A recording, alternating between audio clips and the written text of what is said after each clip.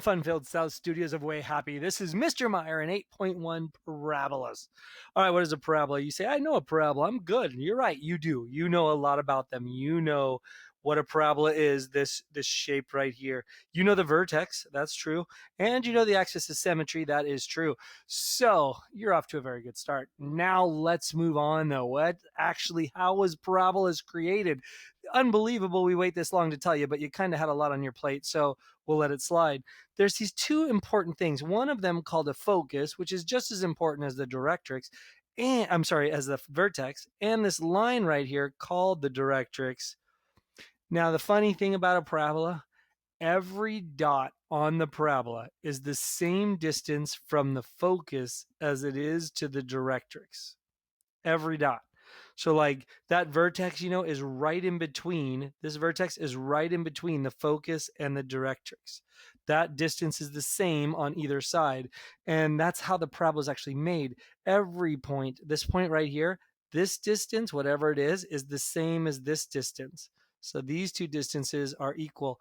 And this point up here, this distance and this distance are equal. And that, my friends, is why the parabola has that funny shape, that funny curve. And it's super important to know. That is the definition really of a parabola. It is the set of all points that are equal distant from that line, the directrix, and that point, the focus. Now, there's going to be a new way to write the formula. So either you may have saw this in Algebra 2, probably not, but we'll see. The way we're going to write it is a little different, and it involves this thing called P, the letter P right here. That is actually this distance right here. That is P. The distance from the vertex to the focus is P units, which also means the distance to the directrix has to be P, but in the opposite direction. So be a little careful. So you got to be super careful. We also have something called the focal width. That is how wide the parabola is at the focus. It has a funny name too, called the latus rectum. But we teach high school, so we don't use that word. We use focal width to make it sound a little less humorous. So the focal length is the distance, the width of the parabola at the focus. It is very easily found by the number 4p. So whatever p is, you multiply that by 4, and that is what we call the focal width. Now, what else do I need to tell you from here? Probably just stuff like the vertex. This first set of equations, you see that box and probably are thrown off, but I want you to know really one thing's important. On a parabola, I like to get the squared by itself on the left side, okay? If the x is being squared, that's the parabolas that you've dealt with your whole life. Look, they either open up or they open down, and it depends on if p is positive or negative. If p is positive, the parabola is going to open up. If p is negative, the parabola is going to open down. These two new parabolas you see here, they're when you got a y squared and not an x squared, right? You just have a y squared. And if the p-value is positive, well, they're going to open right and left. And if the p-value is positive, we're going to open to the right. And if the p-value is negative, we're going to open to the left. And again, remember, p is that distance to the vertex. So kind of look here. It makes sense that you have a negative p. And this makes sense that you have a positive p. And this makes sense that your p is negative. And this makes sense that your p is positive because it's, a positive, it's going up, and we associate up and right with positive, and negative we associate left or down. So kind of makes sense. So x squared is always open up or down, and y squared is always open left and right. Now you see this magical 4 in there, and that's something you're going to have to factor out every time. You're going to have to factor a 4 out in order to figure out what the p distance is, or what that p-value is. And we'll discuss that in class on why the 4 is there. All right, so what about this first example? I tell you a directrix and a focus, and I want you to find the equation. So a picture is worth a bajillion words, especially in this entire chapter. Try as you can to draw as many pictures as you can. Even though you think they won't help, they usually will. So there's x and there's y. First thing you tell me is x is 2. So I'm going to go to x is 2. And that is what we call my directrix. So there's x is 2 line. And the focus is at negative 2, 0. So negative 2, 0. That's what we call our focus. Now, that's it. That's all they gave you. And you're like, whoa, what?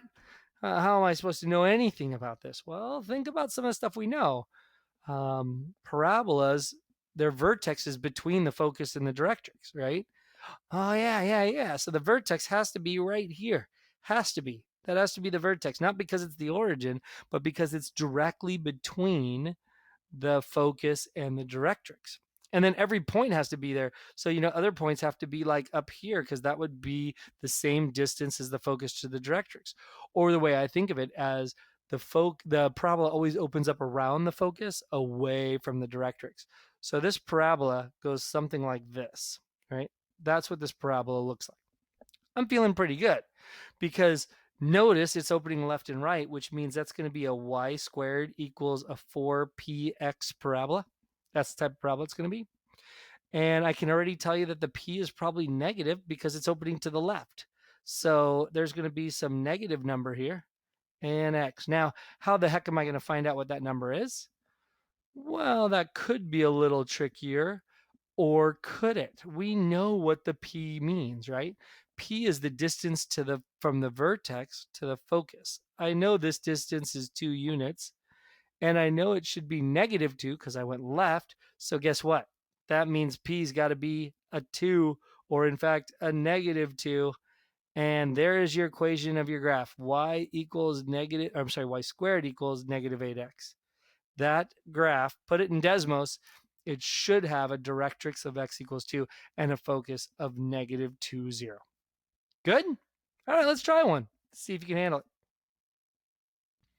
Excellent work. All right, let's move this parabola around. Let's translate this thing, because most of the time the vertex is not going to be sitting at the origin. I mean, if you can, put it at the origin. It makes the math so much easier. But if a lot of times it's not, and that's kind of a bummer. So what's going to happen? We're going to have to move the vertex. Well, if you move the vertex, not much of a big deal going on because we know how to do that, right? Let's call the vertex now HK, right? So that's our new vertex, HK. Don't even know the numbers yet. Well, let's put H in with the X, and let's put K in with the Y. And remember, on translations, let's put them in parentheses so it happens to just that variable. And we'll put a minus in there because remember, you got to do the opposite because that weird rule of which way it shifts, because you'll set the parentheses equal to 0. And there's your two new highlighted formulas. And those are probably the ones you really need, because if H and K is 0, 0, then you get the same two we had before. So again, X squareds open up or down, Y squareds open left or right. P will tell you how far the vertex is from the focus. And another thing I really like about this is when you figure out what P is, it'll be next to the letter it's moving in. So P will go in the Y direction, so the distance to the focus will go in the Y direction. That'll make it open up or down. Or the distance will go in the X direction, which will move it left or right. Right. So the cool thing about this formula is getting comfortable with it, but noticing that P is right next to the letter in the direction it's going to move. So not only will you know how far, but you'll also know which direction. So you don't have to think too much. All right. Aside from all that, and that'll come in graphing in the next section. But in this section, let's go ahead and just rewrite this formula. So here again is my graph paper. I'm sketching, even though it doesn't say to. It says find an equation. I'm drawing a graph. Crazy, right? So I'm going to go vertex is 3, 2. So there's the vertex this time. The focus is 5, 2. And now I've been paying a lot of attention. So I know that the directrix, if that's 2 away to the focus, then it must be 2 away to the directrix. So here's your directrix. And your parabola's got to open up around your focus. That's how parabolas open. They open around a focus, not away from the focus. They go away from the directrix. So there it is. So now I already know that this is a y squared graph, right? Because it's going left and right. I've never done those. X squareds were always up and down. So this has got to be y squared. So I got the y squared part of it. So I can start filling in the formula. You can think of it as y squared equals 4px. But notice you have a new vertex. Your vertex has moved. So give it that relationship. Let's see, the y was 2, so it's going to be y minus 2 squared equals 4p x minus 3. Boom. There you go. Got it in there, done. Happy, right? Now look, I know the p-value too. The p-value went in the x direction, right? That's what I was just talking about. The p-value went in the x direction. It looks like it went in the x direction 2 units, so +2. So that means p's got to be 2. or we should have an 8 in front if we like. So what is the equation? What would it look like? It would look like y minus 2 squared equals 8x minus 3, and that is the equation that describes this graph. By the way, you could have plugged the focus into your equation for x and y and got your p-value that way. Is there anything else? Actually, that wouldn't work, would it? I'd have to do the math. Let me check. That is the easiest way in order for you to get your equation. So let's talk about graphing now, because this kind of was graphing backwards. Graphing, I have 3 steps. Convert it into standard form if you have to. Means get the squared alone on one side. Plot the vertex, decide which way it opens, do the focus directrix, do the focal width, and be finished after you graph it. So let's see how this looks. First one here, get it into standard form means get the squared by itself. So I'm going to multiply both sides by -2, and in fact, I'm even going to move the x squared to the left side just because. So I'm going to have x squared equals, multiplying both sides by -2, I get -2y. So beautiful, right? So now I'm going to try to figure out what that 4 is. So x squared equals 4py. And I know that this and this have to be the same, because look at the two equations. It makes sense, right? I'm just trying to figure out what p is. So at this point, most people probably already know that p has to be -1/2. But if you weren't ever sure, you just kind of go off to the side. 4p has to equal -2. You divide by 4, you'd get, oh, p is -1/2. And you'd be like, yeah, man. So x squared equals 4 times -1/2 y. Now, why do I need that? Because that's the important stuff. Here's my graph paper. I have nothing with the x, nothing with the y. So our vertex is sitting at 0, 0. Now, remember the trick about moving. I have to go -1/2 unit in the y direction, and that will get the focus. So if up 1, down 1, there's your focus. I went -1/2 unit in the y direction, and that gave me the focus, which means if you go the other way, that's that line called the directrix. So there's the directrix. And now I got the focus, I got the directrix. I know it opens down because it's a x squared parabola that's negative, p, so it opens down. And now I'll just do the focal width. Well, the cool thing is, remember 4p is the focal width. So the focal width is 2. It's the absolute value, I guess we should say. And that means it's 2 units wide at the focus. So if you're 2 units wide at the focus, then I'm going to go right 1 unit and I'm going to go left 1 unit at the focus, because now you're 2 units wide at the focus, and that's enough to draw my parabola. And boom, there is the graph of that graph. Plug it into Desmos and you'll be oh so amazed. So let's try it again, right? So over here, I'm going to be like squares by itself, sweet. Maybe the only thing I'm going to do is figure out what the heck the p-value is. Sometimes it's really obvious. Sometimes it's not so obvious. In this case, I think it's obvious again. Look, it's -8. So 4 times what is -8? I think it's -2. All right, got the p-value. So here's my graph paper. So the first thing I will do is plot the vertex. Well, the vertex is at -2, 2. So -2, 2 is right there. There's your vertex. Now let's find that magical point called the focus. And remember, the focus is right here. It's -2 units in the x direction. So if I'm going to go in the x direction, it's left. I'm going to go -2. That's the focus. That means right 2 is the directrix, which would put it right here on the y-axis. So there it is. And the focal width was 8. So that means at the focus, I'm going to go up 4 and down 4. So let's do that maybe in blue. So 1, 2, 3, 4, and 1, 2, 3, 4. You can see that that is now 8 units wide. It opens away from its directrix. It opens to the left. And so boom, parabola time. Boom. And there it is. All right, why don't you give it a shot? And I'll be right back with some more. Beautiful work again. All right. Now, what if they're not in that pretty form for graphing? What do you do? Like, look at this one. Right? It's in general form. How do I get it to standard form? Oh my gosh, it's so hard. Well, hopefully you remember completing the square. Because if you do, life's going to be good, because that's really your big problem here, right? You have a squared term, y squared, in this problem.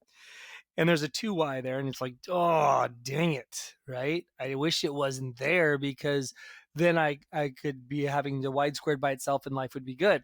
So bad news, we got to fix that. All right, well, it's easy. Every of these shapes, all these shapes, these conics that we're doing now here in chapter 8, these conic sections are going to need the squares always alone on the left side. So whatever's squared, in this case, the y's, I'm going to get them alone. And I'm going to move everybody else that's not a squared term to the other side. So it looks like that. Beautiful. Now I can complete the square, because that's going to be our first step. Let's get these squares completed. So remember, if there's anything in front of y squared, you're going to have to divide it out, or you're going to have to factor it out, right? So one of those two things, get it out. But now it's good. So I'm going to take half the middle term as 1. I'm going to square it, which is 1, and I'm going to add that to both sides. All right. Now the left side is ready to be factored, which would be y plus half the middle term. So y plus 1 squared equals 6x minus 12. And I'm feeling great. Now the only thing I got to clean up is we're not supposed to have a 6x, we're supposed to have an x. So we got to factor out whatever's in front of the x. The left side's beautiful, but the right side, I'm going to have to factor that 6 out. And oh, look, it luckily went in nicely. It won't always, but whatever number's in front, you got to factor it out, because that's your 4 p-value. So now you might notice, like, it's a y squared graph, so it opens left and right. Oh, look, p is positive, so I know it opens to the right. And the focal width is 6, so it's going to be 6 units wide at the focus. And I know the vertex is 2, -1. So wow, life is good. Now, if you want to get it into that P form, maybe we should. I mean, this is good enough right here. Now you're sitting good in standard form. But if you want that P in there, which probably should be there, so it helps us, we have to figure out what that is. And that looks a little tougher than it's been, right? I know that 4P has to equal 6. So P must be 6 over 4, which means P is 1.5 or 3 over 2 or whatever you want to think of it as. I'm going to think of it as 3 over 2, but 1.5 makes sense, because to get the focus, you're going to go 1.5 in the x direction, and you're going to be golden. So maybe try practice graphing that. I'm not going to, because it didn't say to, but maybe you should try, right? So you would plot 2, -1 as your vertex. You would go 1.5 in the x direction, and then backwards 1.5 in the x direction for your directrix. You'd go, 6, 3 up and 3 down for a focal width of 6, and you'd have your parabola, and you would be done and happy and good. Now, why do we care about this stupid p-value and this focus and everything? Wow, just because it's equidistant? Well, here's the whole reason. Its parabolas have a reflective property, just like all the other conics, and they're super duper important. In fact, you can see, the drawing on the right side, or the picture on the right side, shows like a satellite dish or a solar panel or whatever. And the drawing on the left shows you that anything that comes into a parabola, any sound wave, any light wave, anything, it's going to come and bounce off of that parabola and get redirected straight to the focus. So that's why in the NFL, you see the guys on the sidelines with these microphones, these big parabolic microphones. And what's happening is he's catching all the sound that's coming towards him, and it's redirected off his parabola into the mic, so we can actually hear what the players on the field are saying. And that's how we can creepily spy on them. Or I have a DirecTV dish on top of my house, and the DirecTV satellite, would be sitting out here. Here's the satellite, and it's sending in all these rays out into the world, and they're hitting the parabola and readjusting right there to the antenna that's sitting on the focus, and I get this crystal clear picture to watch the Sharks and Rams and everything else that I like to watch on TV. So reflective property is super important. The headlights on your car work exactly the same way. They put a light bulb here, and then you turn on the headlights, or a flashlight for that matter. Light comes shining out of this thing, right?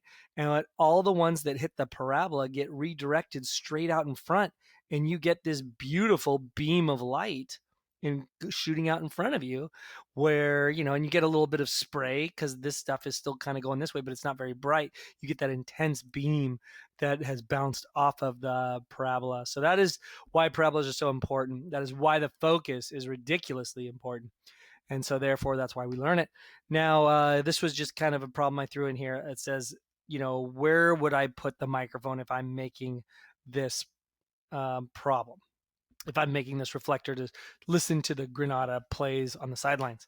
And so what would I use? Well, we know that we have a reflector that is 3 feet across. So I'm going to put my parabola, it's 3 feet across. It's going to be like this, but this is 3 feet. So it's 3 feet across. And I know it's 1 foot deep because Mr. Danners made it for us. He said, here you go. Made you this parabola. I'm like, sweet. Where should we put the microphone? And so we need the microphone to be sitting at the focus so we can listen. So we got this situation. I can tell you a lot about this equation. It's obviously an x squared graph because the way I drew it, you could have drawn a different way, but I chose this way. I put it at the vertex. The vertex is at the origin, so I don't have to worry about any shifting. So boom, I already got this, and that was by choice to make my life easy. Now the only thing is I don't know the p-value, right? I don't know where the focus should be, so I don't know p, and that's kind of a bummer. But I do know something. I know where like this point is, say, right? This point happens to be at what? 1.5 comma 1. So it's at that location. Well, that's an x and a y that I could plug in. So I can go 1.5 squared equals 4 times p times y. And what is that? Oh, that's 3 over 2. So what is that? 9 over 4 equals 4p. And now I can divide both sides or multiply by 1/4, and I would get 9/16 is p. That is how far we should put the microphone in order to hear everything that comes out of the quarterback's mouth if we're listening to him. So that's how far I would go. I'd go 9/16 of a foot, and then I would have on the axis of symmetry, and I would have a beautiful microphone that I've created. All right. Have a wonderful day. Stay happy, and I'll see you tomorrow.